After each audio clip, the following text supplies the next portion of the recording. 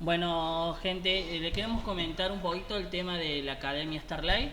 Tenemos en el link ya subido los primeros 6 cursos. Este va a ser obviamente el primero de incendio. Después tienen en el mismo link para anotarse.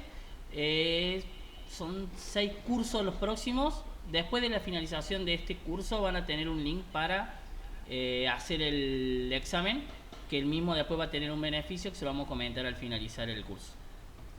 Bien, vamos rápido a comentar de qué se va a tratar este curso. La idea es que ustedes en esta breve hora puedan recibir los conocimientos básicos como para hacer el diseño de una instalación de incendio desde cero.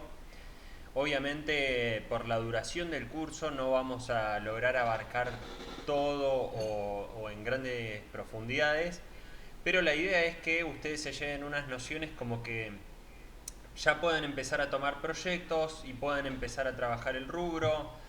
Quienes por ahí ya lo trabajan puedan agarrar algunas nociones nuevas y en base a eso poder ir avanzando en esto. Bien. Vamos primero que nada a, a las filminas, bien, donde vemos las nociones generales de la arquitectura del sistema, bien. Eh, ¿De qué se trata esto? Nosotros vamos a tener por un lado lo que es el panel de control, que va a ser el nexo principal de todo el sistema, que va a coordinar todas las funciones y va en ella a recibir la información entrante y va a partir de ella salir lo que es las salidas de notificación y aviso. Bien, los dispositivos de detección, donde vamos a tener los detectores de humo, de calor y barreras lineales, por ejemplo, de barreras infrarrojas.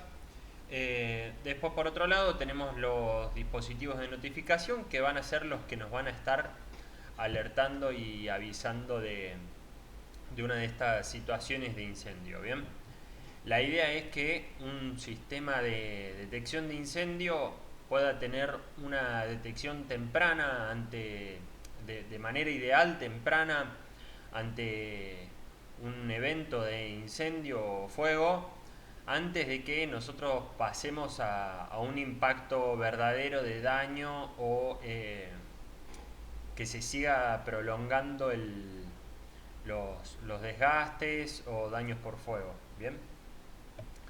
Por otro lado, tenemos cómo vamos a clasificar las tecnologías de la detección de incendio. Bien, esto se trata de cómo empezamos a clasificar la información a partir de los detectores principalmente. Por un lado tenemos lo que es la tecnología convencional. Esta tecnología se basa en la detección de los incendios a través de un lazo, bien. Todos los iniciadores se agrupan en una zona y tomo la palabra iniciadores porque no solo vamos a tener detectores como por ejemplo detector de humo, detector de calor o las barreras que mencioné anteriormente, sino que también podemos llegar a tener avisadores manuales o algún que otro tipo de dispositivos accesorios, ¿bien?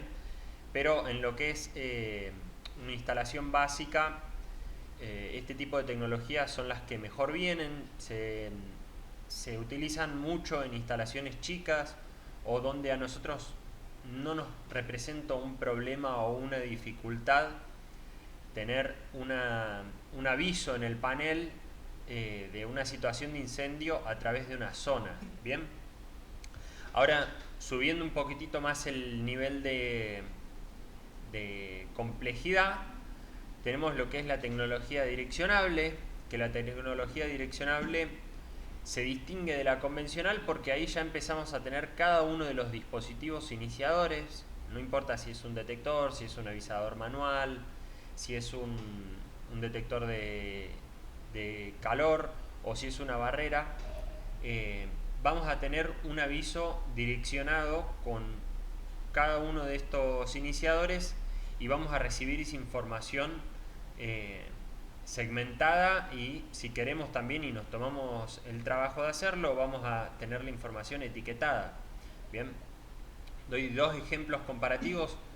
En una tecnología convencional podríamos tener un aviso de incendio en la zona 1 y dependiendo cuál sea el panel y en la normativa donde estemos instalando podemos llegar a tener 20 o 24 detectores en una zona y no vamos a saber cuál de esos 20 o 24 detectores es. Bien, en tecnología direccionable nosotros a la zona empezamos a llamarla lazo y dentro del lazo vamos a tener todos los iniciadores que los vamos a empezar a llamar punto.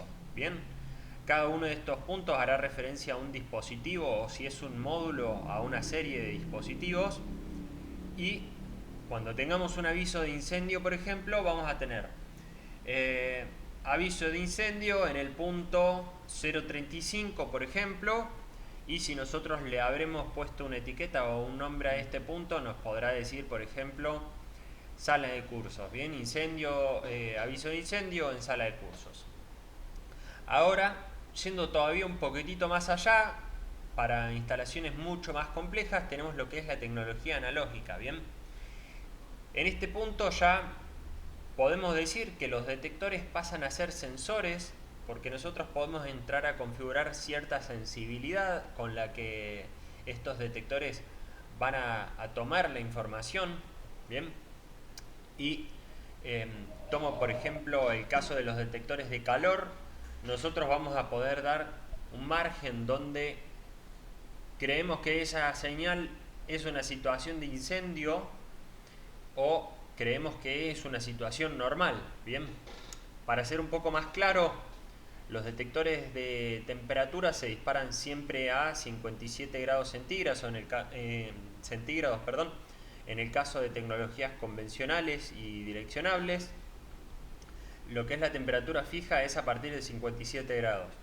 Nosotros podemos tener el ejemplo de un lugar donde hay hornos de fundición o hay calderas o lo que sea y consideramos que los 57 grados centígrados no es una situación de incendio.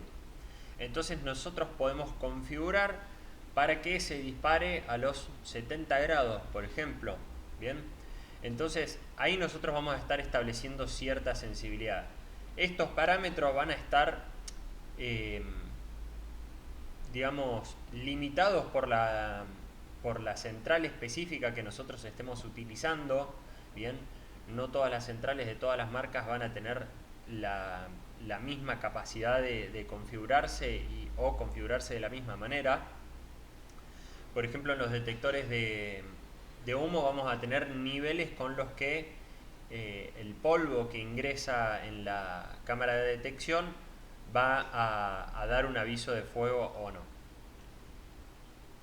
Por otro lado, vamos a ver los fundamentos del circuito de iniciación. Bien, lo que es el circuito de iniciación es el lazo donde se instalan todos los dispositivos que van a estar formando parte de la entrada al sistema de incendio. Bien, acá podemos conectar detectores de humo, detectores de calor, barreras infrarrojas, bien, que van a servir en sitios grandes y en techos muy altos.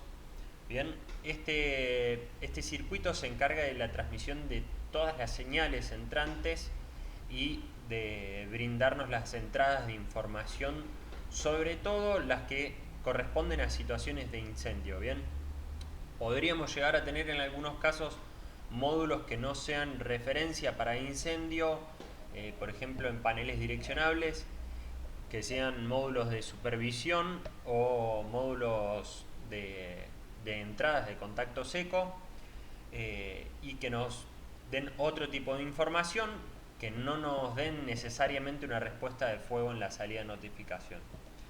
Por otro lado, el rol de este circuito es la detección temprana, bien, como venía comentándoles recién. Y básicamente está conformado por detectores que van en el sistema de cableado. Por otro lado tenemos lo que es el circuito de notificación. Bien, por las siglas reducidas encontramos que se lo llama NAC. Bien, Este circuito se encarga de la distribución de la energía hacia los dispositivos de notificación, que en sistemas de incendio vamos a tener dos grandes grupos, que es sonorización y visualización o estroboscópicos, y también vamos a encontrarlo muchas veces los dos en equipos que funcionan con las dos tecnologías. Bien, por ahí podríamos llegar a encontrarlos separados, que para algunos casos específicos se solicita, por ejemplo, que sean solo estroboscópicos, donde la señal auditiva genera problemas, bien, o al revés, donde solamente necesitamos señales auditivas, bien. También por otro lado, como vemos en la filmina, vamos a tener una distinción entre alarmas y fallas, bien, que estas no siempre, las fallas no siempre van a ser comunicadas a través del circuito de notificación, sino que van a estar comunicadas al panel. Podríamos llegar a tener algún tipo de notificación sonora, pero que no alerte a toda la instalación. Esto es el caso más típico de falla que podríamos llegar a tener, es que se levantó un detector o que el cableado ha sido dañado y entró en corto, o que el cableado se ha sido abierto y no tenemos una respuesta con todos los detectores o con el dispositivo eh, con la resistencia de fin de línea, bien, cuando el panel no tiene no recibe la corriente que nos da el dispositivo de fin de línea, el panel ahí nos da un aviso, o también podríamos llegar a tener algún tipo de aviso de falla en el circuito de notificación, bien. Si se nos corta o se nos abre el circuito de sirenas, también vamos a recibir una notificación. Bien chicos, ahí en el chat le vamos a dejar un link ahora para que lo tengan ahí para después, para la finalización del curso. Después también tengan en cuenta con el tema que había comentado Estefano de los sistemas de centrales que tenemos. Recuerden que por ahí si les llegan algunos pliegos y ustedes no están duchos en ese tema, nos los pasan a nosotros y nosotros podemos ayudar a resolver el tema de la cotización. Si no conocen bien el tema de ahí de los pliegos, nosotros les damos una mano. Bien. Algo para agregar esta parte que estaba hablando de Estefano es el tema de, no sé si pueden poner ahí si quieren en el chat cuántos vienen de intrusión o incendio, o sea que han hecho ya instalaciones de incendio, y si no también cuántos vienen de lo que es rubro intrusión, porque van a haber similitudes con el tipo de instalación, que tiene un circuito de detectores, otro de avisadores, pero sí hay unas diferencias, como dice Estefano, con esto de lo que es la notificación. Porque vos podés diferenciar entre por ejemplo, que falla o que fuego, o por sectores, como que está muy pensado para eso, como son generalmente instalaciones un poco más grandes que una intrusión, está pensado de esa forma. Pero más que todo para que ustedes cuando ahora lo siga presentando Estefano, ustedes si hicieron intrusión lo puedan aplicar o comparar con algo que ya conocen, porque es parecido el sistema en sí. Con obvias las salvedades de lo que implica un sistema de detección de incendio con respecto a seguridad, pero para que ustedes lo puedan ahí como comparar. Bueno, está bueno el ejemplo que da Emiliano, porque como si lo tomamos como punto de partida, el rubro de intrusión es lo más cercano que vamos a encontrar en seguridad electrónica al rubro de detección de incendio. Y quienes ya hayan trabajado, podemos presentar ahora, se me ocurre una diferencia fundamental, es que en todo esto, y que va en relación al tema del curso, nosotros vamos a estar siempre buscando la mayor fiabilidad en el sistema y que el sistema esté vigilante 24/7, bien, intentando que no haya ningún tipo de falla, que no haya ningún tipo de situación que se nos esté escapando de las manos o que no haya cabos sueltos. Y por ejemplo, una de las características que nos presenta los paneles de incendio es que nosotros no vamos a tener la posibilidad de armar o desarmar el sistema como es en situaciones de intrusión, que yo por ejemplo me voy de mi casa y armo el sistema. Armar el sistema, para quienes no están en el rubro de intrusión, es ponerlo en vigilia para que nos detecte alguna intrusión. Bien, los sistemas de incendio están vigilando su circuito de iniciación todo el tiempo, no hay descanso, a no ser que nosotros demos de baja la central, la apaguemos, tanto alimentación primaria como secundaria, el sistema va a estar en vigilia. Bien, y hablando de los circuitos de iniciación, vimos por ahí que teníamos las tecnologías de convencional, direccionable y analógica, y otra de las características que puede tener un circuito de iniciación es la topología que va a tener, y en este caso tendremos dos grandes tipos de cableado. Bien, lo que es el cableado tipo A o cableado tipo redundante o en bucle se le suele llamar, y el cableado tipo B o cableado tipo lineal. Bien, esto no lo vamos a encontrar necesariamente asignado a una tecnología como que digamos nosotros sí o sí esto es convencional o sí o sí esto es direccionable. Dependiendo el panel y la versión y en qué tecnología lo estemos usando, bien, hay paneles, por ejemplo, como la 7024, que tienen la posibilidad de usar estos dos tipos de tecnologías, bien, son configuraciones distintas y cada cual tiene sus ventajas. Lo que es tecnología de cableado de tipo redundante o clase A, significa que el cableado sale del panel y después de que nosotros lleguemos a cubrir todas las zonas que queremos cubrir con nuestros detectores, volvemos de vuelta al panel y nos volvemos a conectar en el panel. De esta manera nosotros ahí tenemos lo que es el bucle o lazo, bien, teniendo el panel acá, tenemos todo este cableado, ahí lo pueden ver en las filminas. ¿Y qué pasa, por ejemplo? ¿Cuál es la ventaja de este tipo de cableado? Es que si se nos corta el cableado en algún punto, nosotros podemos tener conexión todavía con los detectores. El único caso donde podemos dejar de tener conexión con alguno de los detectores es que tengamos dos cortes de cableado en dos puntos distintos, por ejemplo acá y acá, y lo que teníamos acá ya lo dejamos de ver, bien, dejamos de tener conectividad con el panel. La desventaja de este tipo de cableado o desventaja o qué implica es que vamos a estar teniendo más metros de cable y más metros de cañería para hacer el circuito.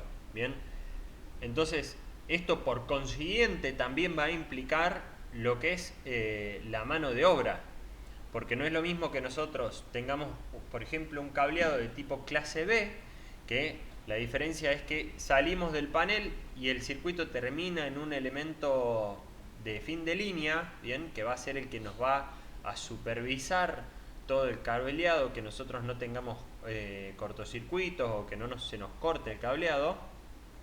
Bien, a diferencia del tipo A, el tipo B, nosotros hacemos un cableado por la cañería y usamos un cable y listo, bien, termina ahí y ya está. Ahora, bien, con el cableado tipo B vamos a tener menos coste de cable y menos coste de cañería, menos tiempo de mano de obra. Para quienes no están en el rubro, que tampoco vengan, por ejemplo, del rubro de intrusión o del rubro de CCTV, les comento una de las tareas que más implica tiempo en la instalación es cableado, ¿bien? Es nosotros tener que estar instalando, en el caso de incendio, cañerías, tener que estar pasando el cable, tener que instalar los detectores, bien, todo lo que es este trabajo de mano de obra es de lo más pesado, bien, entonces también vamos a ir haciendo balances ahí de lo que es el coste de uno de estos dos tipos de cableado.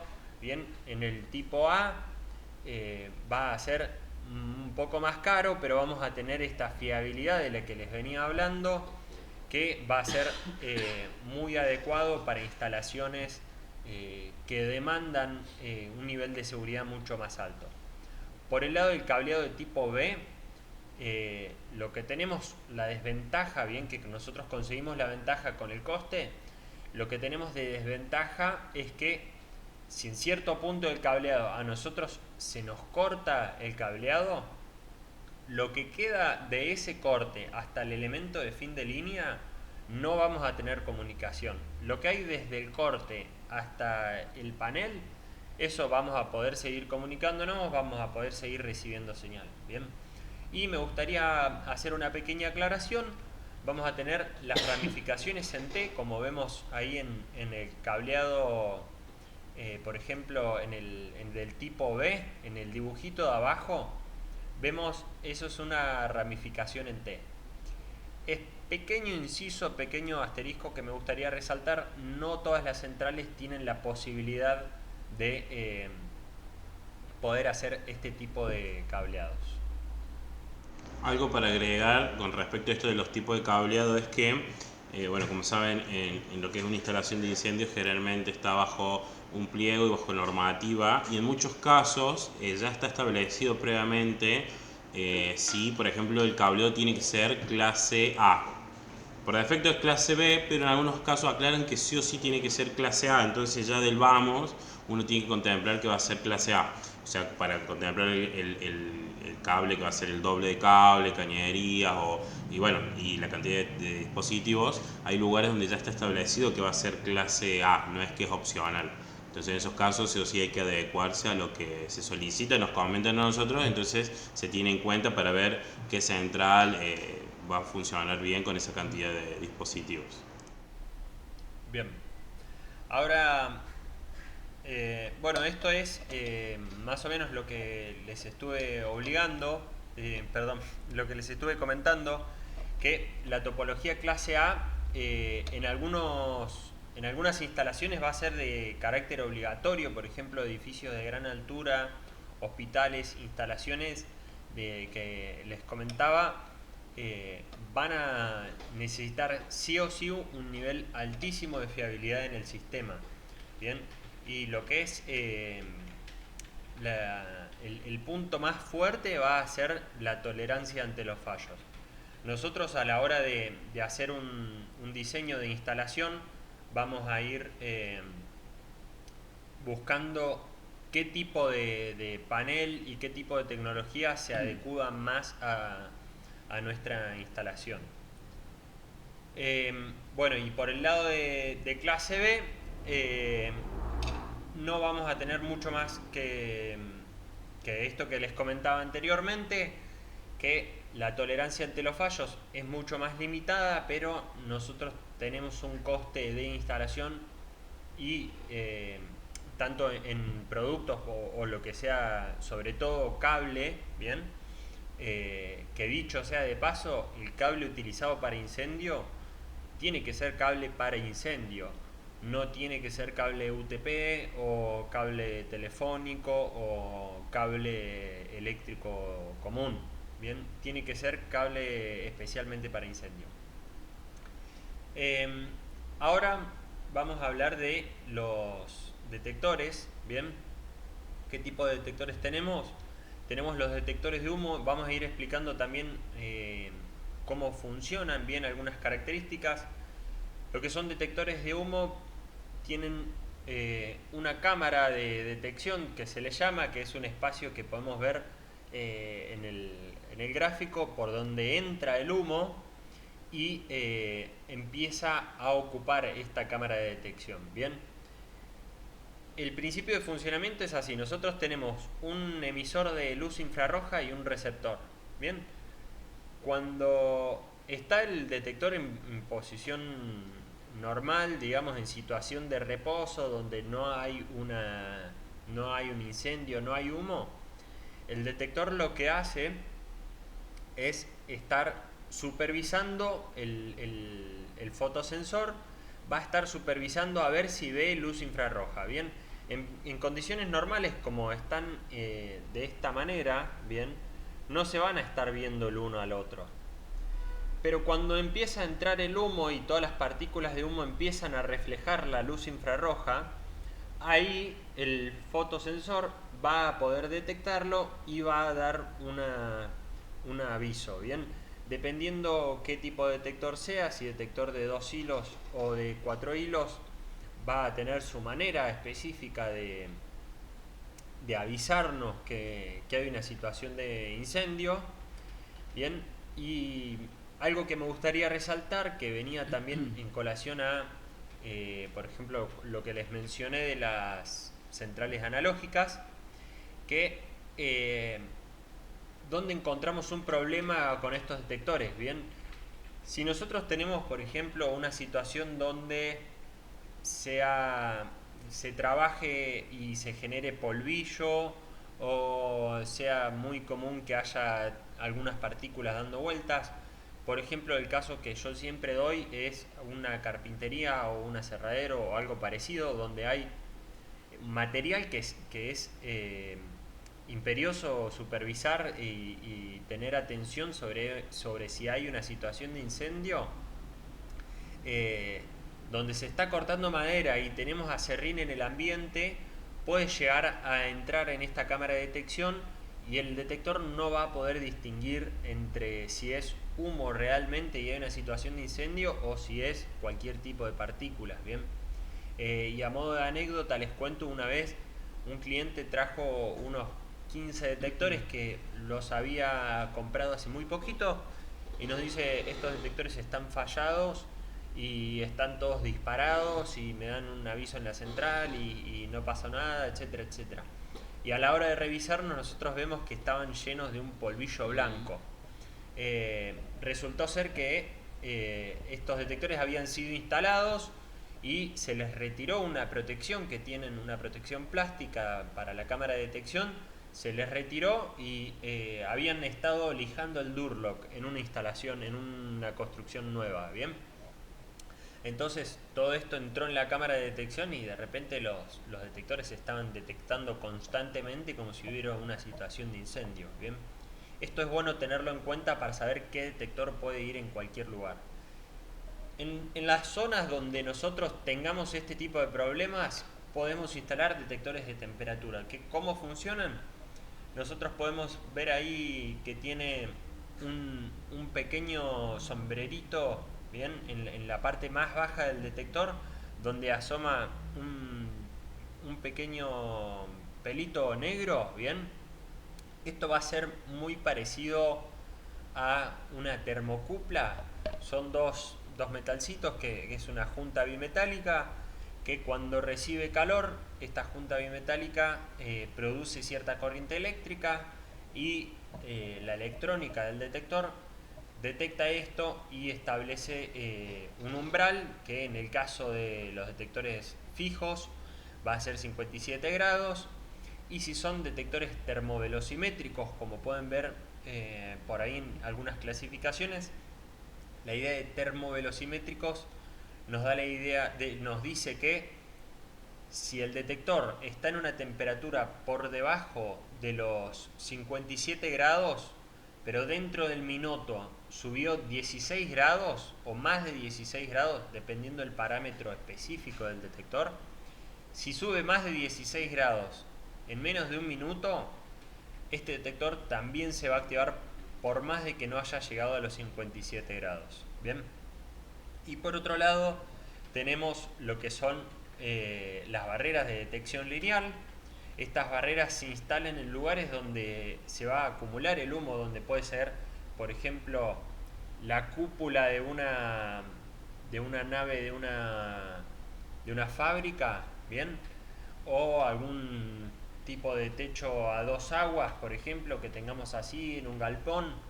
Bien, la idea es que nosotros vamos a tener emisor y elemento reflectivo, y se va a emitir un haz infrarrojo, va a rebotar y va a volver al detector.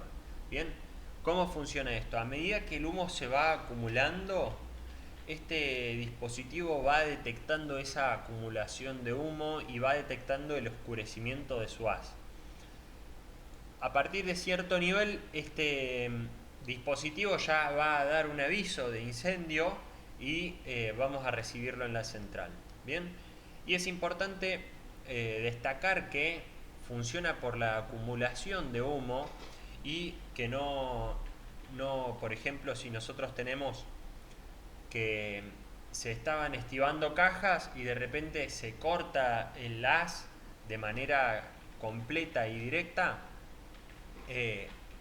el dispositivo va a tener la capacidad de decirnos: acá pusieron algo, acá hubo una obstrucción total del haz y esto lo detectamos como una falla. Bien, entonces vamos a recibir este aviso y nosotros vamos a tener chance de tener el aviso y decir, bueno, bajen estas cajas o sacar lo que haya habido, porque podría generar una vulnerabilidad en el sistema y podríamos tener nosotros una situación de incendio sin darnos cuenta. Bien, a destacar, este detector no se instala en lugares donde no se vaya a acumular el humo. Bien, y ojo, cuidado, hay que ir usando el criterio con esto. Bien, es muy parecido a una fotocélula o a un detector de barrera infrarroja de intrusión, que nosotros lo tenemos que instalar criteriosamente donde sepamos que vaya a funcionar. Bien,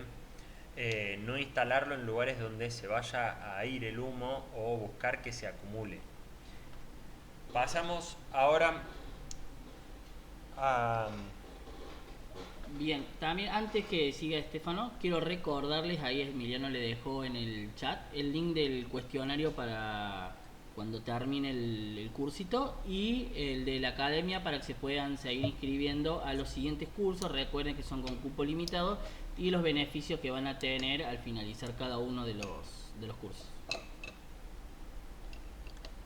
Bien, comentemos algunas funciones destacadas o utilidades destacadas del detector de temperatura.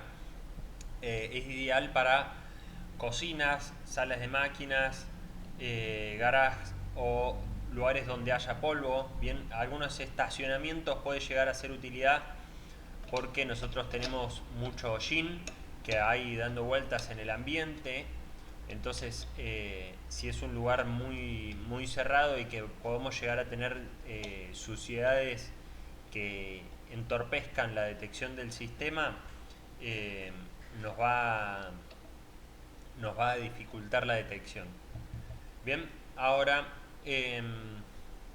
pasamos a lo que son detectores de humo fotoeléctricos. Bien, esta característica de decir fotoeléctricos es por lo que yo les comentaba, que también se les dice ópticos. Bien, es por lo que yo les comentaba de que hay está ligado a un funcionamiento a través de fotosensibilidad, es decir, luz, que en este caso va a ser luz infrarroja, no va a ser una luz visible para el ojo humano. Y este tipo de detectores vienen muy bien en zonas donde sean habitables, bien que se les dice, donde hay dormitorios, pasillos. También puede venir muy bien en hospitales, en comedores, no en la parte de la cocina, en el comedor, pero escaleras, pasillos, etcétera. Bien, sobre estos dos últimos detectores me gustaría destacar los tiempos de detección, que no va a ser lo mismo un detector de humo, que tiene que esperar el sistema a que el humo ingrese en esa cámara de detección. Distinto va a ser a un detector de temperatura, que vamos a tener una curva de tiempo mucho más larga hasta que se dispare el detector, porque por ejemplo nosotros podríamos tener un depósito donde hay una cierta cantidad de cajas y por ejemplo, no sé, tenemos unas baterías de litio que se empezaron a prender fuego y se prendió fuego la caja. Nosotros podemos llegar a tener humo sin tener llama. Bien, entonces el humo se empieza a generar y puede llegar a entrar en la cámara de detección mucho antes de que haya una llama. En cambio, para los detectores de temperatura, que nosotros necesitamos que se haya generado un fuego para que esa temperatura en el ambiente empiece a ser detectada por el detector, valga la redundancia, vamos a tener una curva de tiempo mucho más prolongada, ¿bien? Ok, ahora las barreras de humo, sus lugares por excelencia para ser instalados son galpones con techo a dos aguas o techo como curvos, ¿bien? O naves industriales, almacenes y lugares sobre todo donde hay gran altitud. Ya vamos a ver después por qué vienen muy bien en lugares de gran altitud. Van a ser especialmente útiles para este tipo de sectores. Bien, en instalaciones sobre todo después de 12 metros vamos a ver que son casi de carácter obligatorio.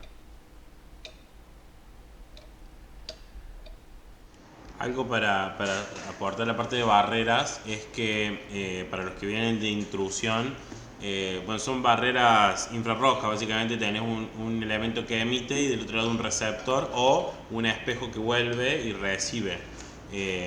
La ventaja que tiene eso es la cobertura, porque bueno, ahí habían puesto algunos que hacían intrusión. Porque hay varios modelos, pero más o menos tiene una cobertura de más de 100 metros lineales y para los costados suelen ser unos 9 metros de calados, unos 18 metros por 100 lineales. O sea que con una barrera puedes cubrir un área bastante grande. Entonces si tenés, por ejemplo, como decía Estefan, un galpón, un lugar amplio o con un techo muy alto, es una alternativa a poner muchos, o sea, uno de esos reemplazaría muchos detectores de humo. Entonces, a veces por una cuestión de logística, de instalación, porque si es muy alto tenés que o armar un andamio, un sistema para subir cada ciertos lugares y colocar los detectores de humo, es mucho más práctico y simple en los dos extremos poner los elementos de la barrera.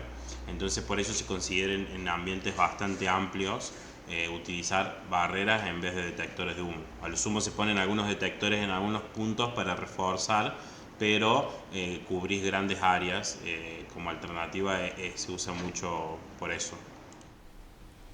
Bien, ahora hablando de las estaciones manuales o avisadores manuales como se les dice, estos nos permiten que cualquier persona pueda llegar a dar un aviso que pueda ser detectado mucho antes, bien, por una persona, una situación de incendio o una situación riesgosa, pueda ser detectada mucho antes de que tengamos humo o de que tengamos una llama o un calor superficial como para llegar a darnos un aviso de incendio en un detector de temperatura, ¿bien? La idea de la instalación de estas estaciones manuales es que se instalen cerca de las puertas o cerca de las zonas de salidas de emergencia, ¿bien? Porque la lógica es que si nosotros tenemos una habitación y tenemos una situación de incendio, que la persona que se da cuenta de esto o se da cuenta de que hay un riesgo, por ejemplo, eléctrico, que no puede solucionar o no puede resolver y mitigar esta emergencia o esta amenaza, que no tenga que introducirse más en el recinto o en la habitación para dar el aviso de incendio y luego tener que salir. Bien, la idea es que en cada una de estas salidas nosotros pongamos uno de estos para que la persona en su trayecto de salida pueda dar aviso, ¿bien? Y a veces no siempre vamos a estar necesitando que sea el aviso ante una situación de incendio, ¿ok? A veces el panel de incendio cumple un rol en cuanto a lo que es la evacuación, que puede llegar a estar en en el caso nosotros de Córdoba por ahí no sería tan peligroso, pero en otros lados ante sismos o ante algún tipo de derrumbe o ante cualquier situación de emergencia vamos a poder dar una señal de evacuación, ¿bien?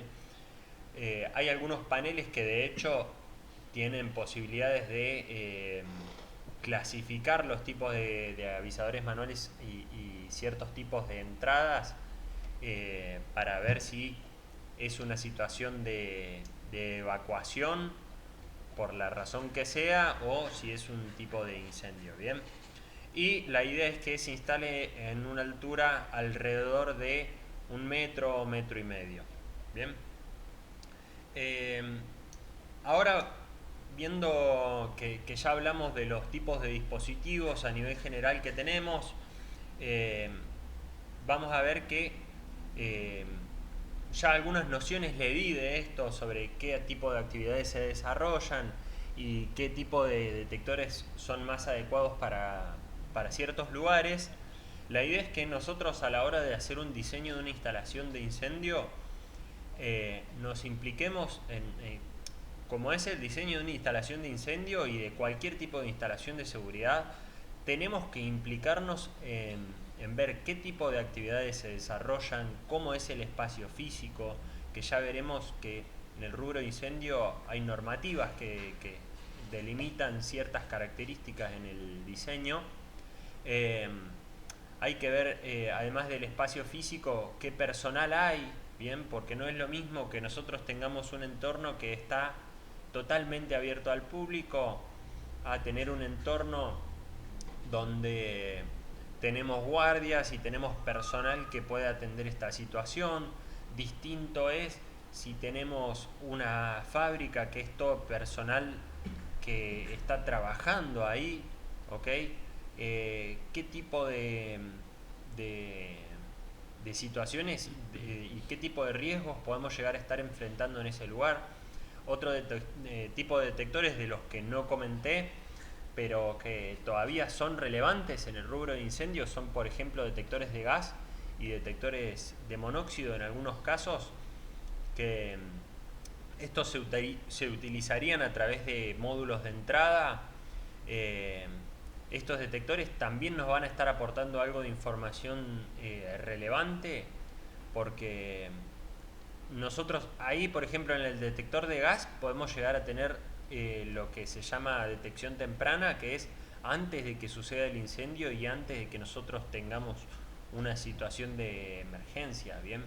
Que puede llegar a ser atendida hasta en algunas situaciones, y con algunos módulos podríamos, por ejemplo con la CPA 250, con un módulo de supervisión que también tiene salida de contacto seco, podríamos llegar a hacer con algún tipo de integración una señal que detecte cuando tenemos una fuga de gas, cerrar una válvula de paso, una llave de paso, y tenemos una respuesta automática ante una situación que podría llegar a generarnos una emergencia o una amenaza, ¿bien?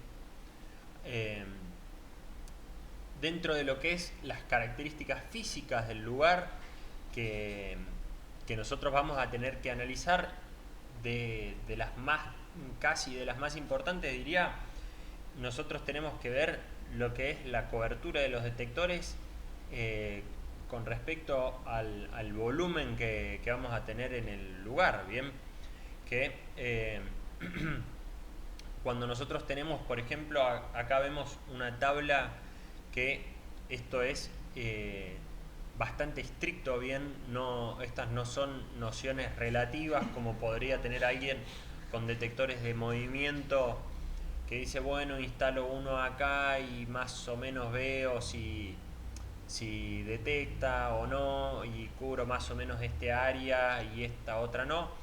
Bueno, acá nosotros tenemos normativas que nos dicen, a tal altura vos vas a tener que instalar detectores cada cierto espacio, ¿bien?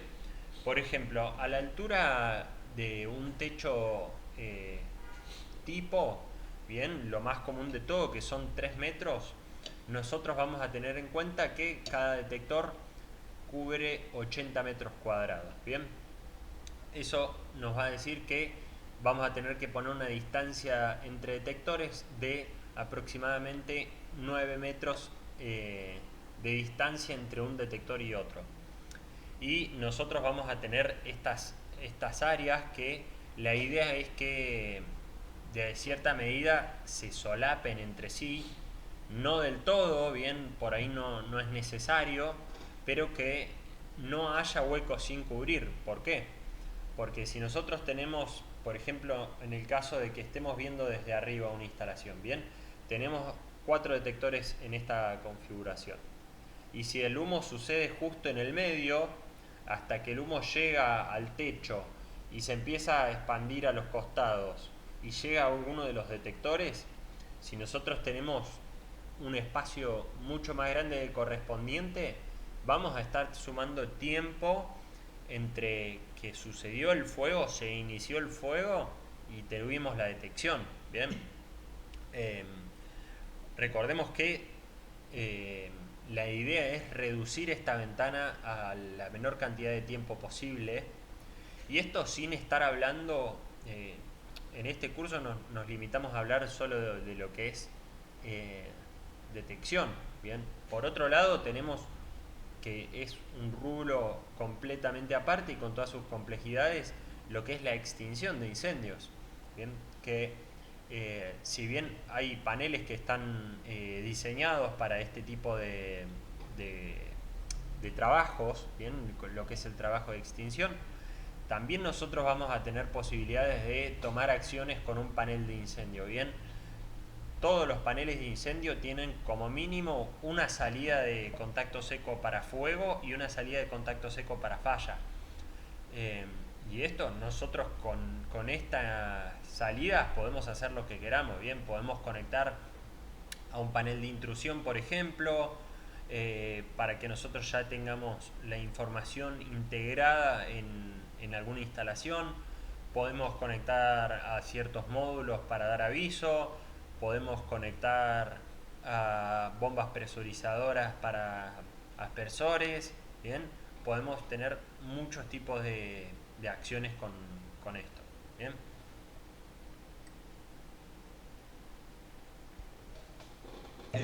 Algo para agregar, bueno, justo ahí preguntaban con respecto al tema normativas, bueno, después ahí va a seguir comentando de esa parte, porque acá ya, como notaron, ya se empieza a hablar de normativas que establecen esto, que también, bueno, insistiendo un poco, viniendo de otros rubros donde quizás no es común esto, sino es más bien una cuestión de comodidad a la hora de instalar o decidir ciertas cosas. Acá ya estamos hablando de normas que establecen y definen ciertas cosas. Acá se van a tocar algunos puntos, pero está todo disponible, uno puede buscar lo que es normativas donde te va indicando más info sobre colocación, conexionado y ubicación de cada dispositivo. Porque recién justo preguntaban por el tema de normas vigentes. Bueno, uno de los puntos a tener en cuenta, que me lo estaba guardando, pero tiene bastante relevancia, sobre todo en lo que son detectores de humo, tanto los detectores comunes de humo como las barreras lineales, es el factor de la ventilación, ¿ok? ¿Qué hay que tener en cuenta? Si nosotros tenemos un sector que está altamente ventilado o que no hay capacidad del recinto, no hay capacidad física para que el humo se acumule o llegue a los detectores, vamos a tener que cambiar un poco la aproximación a esta instalación. Por ejemplo, en un caso habíamos visto que había una cadena de supermercados, no vamos a mencionar cuál es, que tenía sus barreras lineales y estaban instaladas justo al lado de donde estaban los ductos de ventilación. Y esto a priori es un error de diseño, porque si el humo se está yendo por los lugares de ventilación, y añadido que en este caso particular las barreras estaban mucho más abajo del techo, donde nosotros esperaríamos que se empiece a acumular el humo, si el humo se va por los ductos de ventilación o se va por ventanas o es un lugar que directamente, no sé, no tenga paredes. Tuvimos el caso de un cliente que nos consultaba cómo podía hacer para supervisar un lugar donde era un tinglado básicamente y donde se almacenaban maderas para protegerlas de la lluvia, pero que les interesaba hacer una detección de incendios ahí. Y el problema es que no tenían ni una sola pared, estaba sostenido con columnas de hierro y nada más. Y ahí en ese caso, donde el humo se vuela constantemente y se esparce y no llega a entrar en la cámara de detección, el hombre tuvo que poner detectores de temperatura y ubicarlos repetidamente uno al lado del otro, muy cerca en las columnas y en sectores donde, si tenemos en cuenta esto que yo les decía de 9 metros de espacio entre cada detector a la altura de 3 metros, eh, esto el cliente, digamos que se sobrepasó esta distancia y estaban a mucho menos distancia, ¿bien? Entonces hay que tener en cuenta esto dentro de las características de los que les decía, analizar el lugar antes de, de cotizar, por ejemplo, el sistema o la cantidad de detectores que vayamos a tener. Eh, Acá está sobre lo que estaban preguntando recién, que vamos a tener en el rubro de incendio, a diferencia de rubros como, por ejemplo, intrusión o CCTV, donde CCTV por ahí sí tenemos algunas normativas, algunas leyes de protección de datos y etcétera, eh, donde, donde pesa muy fuerte es en el rubro de incendio, porque tenemos por un lado las normativas de producto, bien, que van a ser ciertas cualidades establecidas que los productos tienen que cumplir para ser aprobados. Vamos a ver un poco más en detalle. Y después por otro lado tenemos las que son normativas de instalación, que son ciertos parámetros delimitados para los cuales una instalación debe ser o instalada o diseñada. Bien. Y dentro de lo que son las normativas vamos a tener dos grandes grupos. Bien. Por un lado lo que es la NFPA 72, bien, que es por sus siglas en inglés la National Fire Protection Association, que es de Estados Unidos y esta surgió a partir de que se juntaron bomberos y se juntaron aseguradoras porque había ciertas problemáticas en los que eran ciertos fraudes o daños en edificios. Entonces empezaron a establecer ciertos parámetros de la detección de incendio tiene que ser de esta manera, los detectores, por ejemplo, la tabla que habíamos visto de detectores de cuál es la cobertura según la altura que van a tener, es establecida por la NFPA. Bien. También define lo que son pruebas de los detectores cuando se diseñan, bien, establecen, por ejemplo, los detectores de humo van a tener como obligatorio cierto tiempo de respuesta en un área de tales dimensiones, y esto ellos lo van bajando como está establecido, bien, en la normativa, y los laboratorios que hacen el testeo a los detectores tienen que cumplir, tienen que certificar que cada uno de estos detectores o cualquier tipo de producto bajo las normativas establecidas sea cumplida, ¿bien? En el caso de la NFPA, vamos a ver que el ente que certifica este cumplimiento más popular va a ser UL, que es Under Laboratories. Y por otro lado, bien, un gran grupo es la NFPA, que como mencionamos anteriormente es la normativa de Estados Unidos. Por otro lado tenemos la normativa europea, que es la EN 54. Bien, al igual que la NFPA, establece muchos requisitos en lo que es el diseño de los productos, en lo que son las pruebas que tienen que establecer los laboratorios y en criterios de instalación, pero a grandes rasgos son básicamente lo mismo. ¿Qué nos va a estar interesando a nosotros? Que lo vamos a hablar más adelante. Por ahí es qué requerimientos tenga el pliego. Bien, vamos a hablar más adelante del pliego, pero a grandes rasgos son más o menos lo mismo. No hay muchas diferencias fundamentales. De hecho, la más popular, la normativa más popular que fue adoptada por Argentina, por ejemplo, es la NFPA. La mayor parte de solicitudes de instalaciones toman como la NFPA como referencia, ¿bien?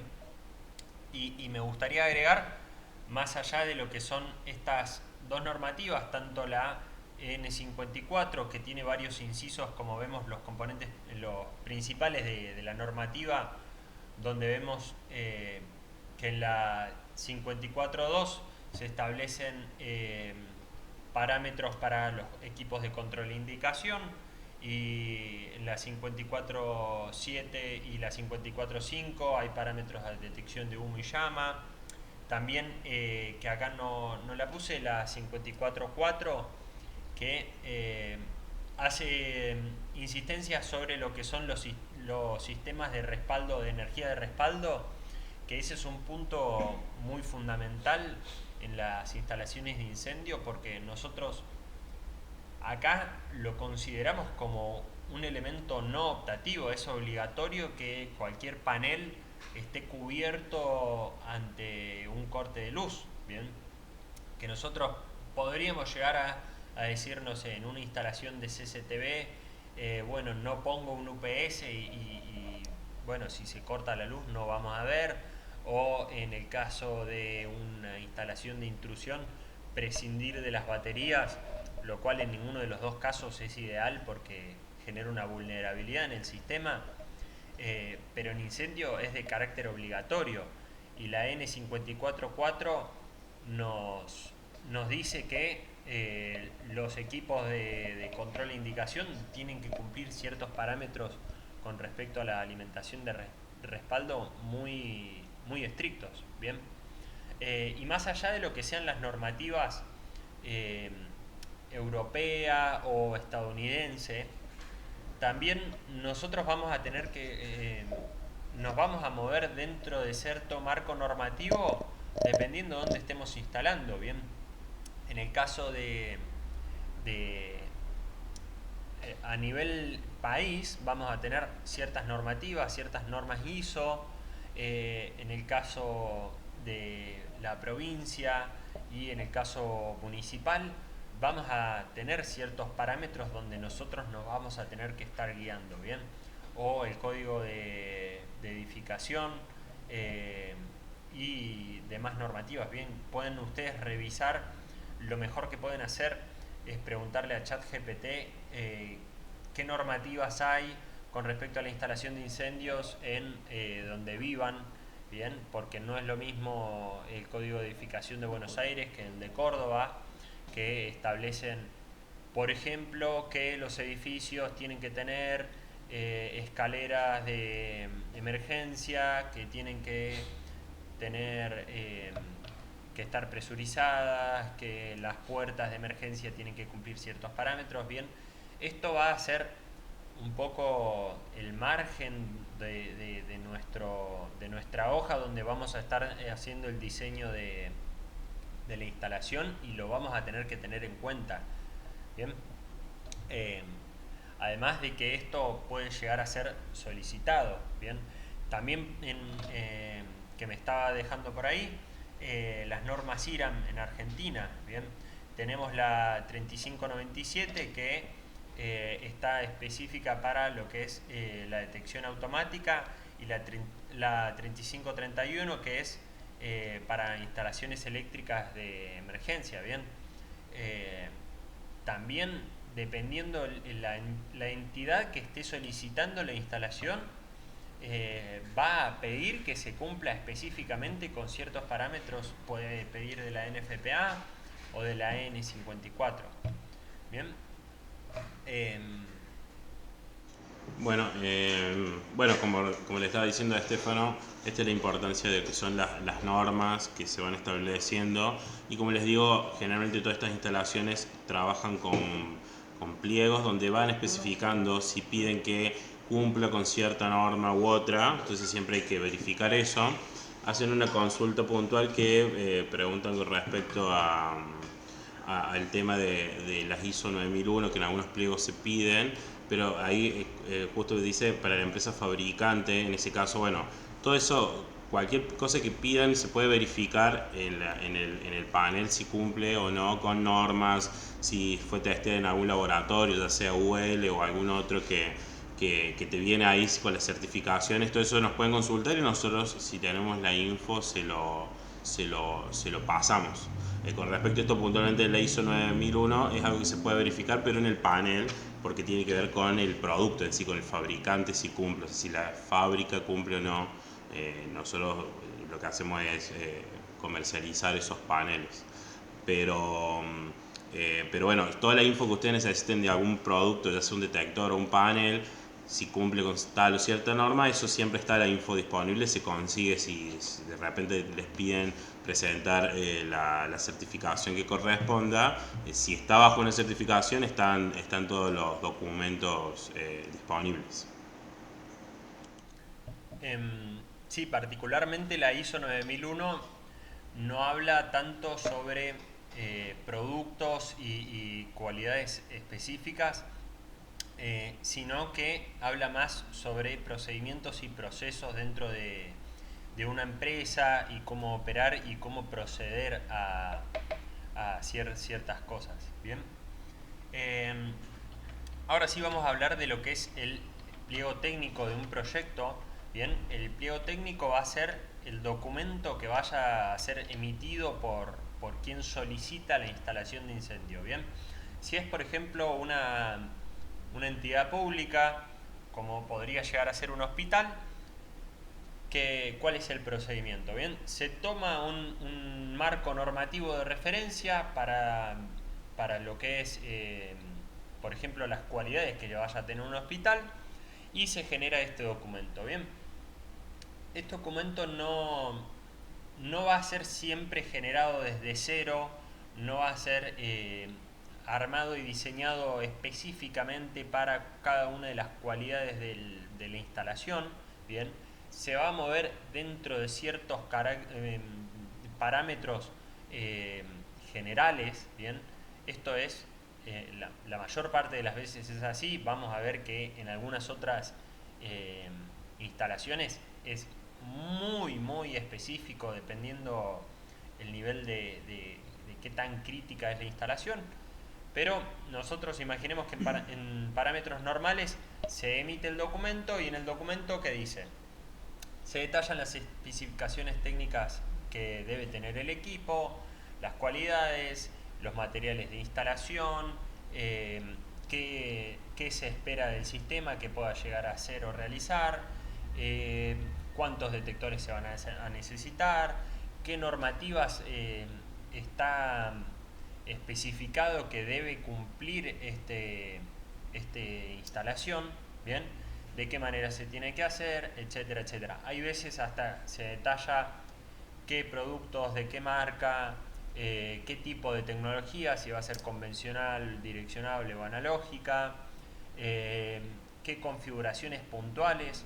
Bien, por ejemplo, había una instalación de una fábrica militar química que solicitaba detección muy específica, porque iban a trabajar con ciertos químicos que vos no los podés detectar con detectores de gas común, o detectores de monóxido de carbono, que son los especiales dentro del rubro de incendio, sino que eran muy específicos para ese tipo de químicos, y aún así que excede lo que es la instalación de incendio en sí. También podríamos en el pliego encontrar detalles acerca de la extinción, que en este caso no era extinción con agua, y bueno, detallaba muchas cosas más. Esto lo podemos nosotros encontrar en distintos tipos de formatos según la entidad que lo emita. Bien, en el mejor de los casos vamos a encontrar un plano prolijo donde esté detallado cada uno de los detectores donde quieren que esté, si esto tuvo cierto diseño previo, porque teóricamente la persona que diseña el pliego sabría que a 3 metros de altura, a un techo de 3 metros de altura, se instalan los detectores cada 9 metros lineales, y esto va a ser conjugado todo en el pliego con los requerimientos especiales, los requerimientos específicos, etcétera, etcétera, las normativas, y esto se abre a licitación. Bien, este hospital que veníamos dando el ejemplo, abre a licitación el proyecto, y lo que tendrían que hacer ustedes es presentar un presupuesto, tanto en lo que es productos, mano de obra, las cualidades que va a tener su instalación, las cualidades que va a tener cómo ustedes diseñan la instalación, qué productos, qué ventajas va a tener. Y en esta parte me gustaría que comentarles que nosotros damos asistencia en esta parte de lo que es el proyecto, bien, que el soporte técnico no siempre, no solamente va a estar prestando asistencia cuando ustedes estén programando la central y no sepan cómo hacer cierto tipo de programación, sino que pueden hablar a los vendedores y comentarles: che, tengo este proyecto que no sé cómo encararlo, o cómo podría ser. Básicamente, hace un rato habíamos comentado ese tema, que suele pasar mucho cuando llegan este tipo de pliegos, que por ahí no lo sabemos leer, no sabemos detectar cuánta cantidad de dispositivos van a ir cada uno. Tanto nosotros, el área comercial como el área de soporte técnico, los vamos a ayudar a leer y a poder terminar de armar los presupuestos para esa instalación. Bien. El otro formato que ustedes van a encontrar, más allá de que de alguna manera pueda llegar a ser un plano donde esté todo muy detallado y enlistado, pueden llegar a encontrarlo todo en formato texto, donde no vean un solo dibujo, no vean un solo plano, y se diga: equipo de control e indicación tiene que tener tal y cual característica, equipos de detección tienen que ser así, así, así. Su tarea, y también muchas veces no solamente en el pliego vamos a encontrar todo lo relacionado a detección de incendio, porque es un documento que se emite para toda la situación general. En algunos casos, bien, esto siempre va variando dependiendo quién lo haga el pliego. Ustedes van a tener que ir filtrando de toda esa información, de todo ese texto, de qué se va a encargar el sistema de detección. Bien, ahí van a estar las cualidades del panel, las cualidades de los detectores, etcétera, etcétera. Bien, y ustedes van a tener que ir filtrando y van a decir: ah, acá quieren en esta zona una central, van a querer un repetidor para que un guardia lo opere desde otro lado, van a querer tantos detectores de humo, tantos detectores de temperatura, tantas barreras, etcétera, tantos avisadores manuales. Hay cosas que inclusive puedan llegar a no solicitarlas y que se les haya pasado en el pliego, y por ahí sea tarea de ustedes decirle: mirá, no me pidieron avisadores manuales, pero les pongo avisadores manuales en cada una de las habitaciones, en la salida o en las escaleras, en la salida de emergencia, etcétera, etcétera. También eso va a contribuir a que ustedes formen una instalación mucho más contundente y a la hora de estar peleando, entre comillas, esta licitación, sean ustedes idealmente quien los gane. Bien. Ahora, si tienen algún tipo de pregunta que podamos solucionar en esta parte final, me gustaría que la comenten en el chat y ahora le dejo para una intervención de Emiliano. Bueno, una consulta que acá hacen, que preguntan si los paneles tienen algún tipo de comunicador, sea 4G o Ethernet. Acá nosotros hablamos en sí de los sistemas de incendio. Nosotros tenemos disponibles muchos paneles con distintas características convencionales, analógicos, direccionables, cada uno con sus características para distintos tipos de instalaciones, de una instalación chica hasta una obra grande de miles de detectores. O sea que no hablamos puntualmente de un panel y cada uno tiene algunas opciones con respecto a esta comunicación externa. Si bien no es lo mismo que un panel de intrusión donde, ¿qué estamos acostumbrados? Que un panel de intrusión reporte directamente al usuario o a una central de monitoreo, pero generalmente que reporten a un usuario, por ejemplo, al usuario final que pone la alarma en su casa o en su negocio, que la avisa directo al celular. Acá estamos hablando de sistemas que reportan, bueno, a quien corresponda, pero bueno, se trabajan un poco distinto, pero sí hay paneles que tienen, se le puede agregar módulos para notificación remota, ya sea a través de mail o a través de un celular en los más avanzados de Bosch, como la línea Avenar. Hay distintas opciones disponibles. Lo mismo después ustedes si en un pliego, un pedido, una de esas características es la de la notificación, se puede ver cómo resolverlo, ya sea con algo propio del panel o agregando algún comunicador externo. Como decían los chicos recién, siempre que ustedes vienen con un planteo de algún pliego o algo, nos pasan y lo vemos en el área comercial y soporte para ver qué central es la que hace falta para poder cumplir con ese pedido. Es más, también en esto que estaba comentando Emi, hay veces donde no va a haber pliego y directamente va a ser fulano necesita una instalación de incendio y el lugar es así y nos van a dar un plano y nada más, y ahí se tiene que armar de cero porque la gente que está solicitando la instalación de incendio tiene cero de idea. Ahí también nosotros que quizás sin esta guía que nos puede dar el pliego les podría llegar a representar a ustedes un impedimento o una complicación, también nos pueden consultar, o si ustedes armaron algo de cero y quieren cotejar, che, esto está bien, cumple todas las cualidades que debe tener una instalación y demás, nosotros les podemos dar la asistencia. Bueno, acá una consulta es con respecto al largo del cableado. Si bien lo mismo, depende del panel y el tipo de instalación que estás haciendo, pero hay algunos modelos que puedes lograr hasta cableados de más de 1000 metros, como para que tengas una idea. Porque también estamos hablando de detectores que consumen muy poco comparado con detectores de intrusión, como son los infrarrojos o algún otro sistema. Son detectores que el consumo está en menos de 1 miliampere, entonces depende cuál, ¿no? Hay barreras que sí consumen un poco más, pero entonces te permite más cantidad de detectores. También tiene que ver con norma y todo, pero bueno, es como para comentar. Lo mismo, como les digo, hay un montón de otras cosas que en la norma y todo está establecido que hay que tener en cuenta.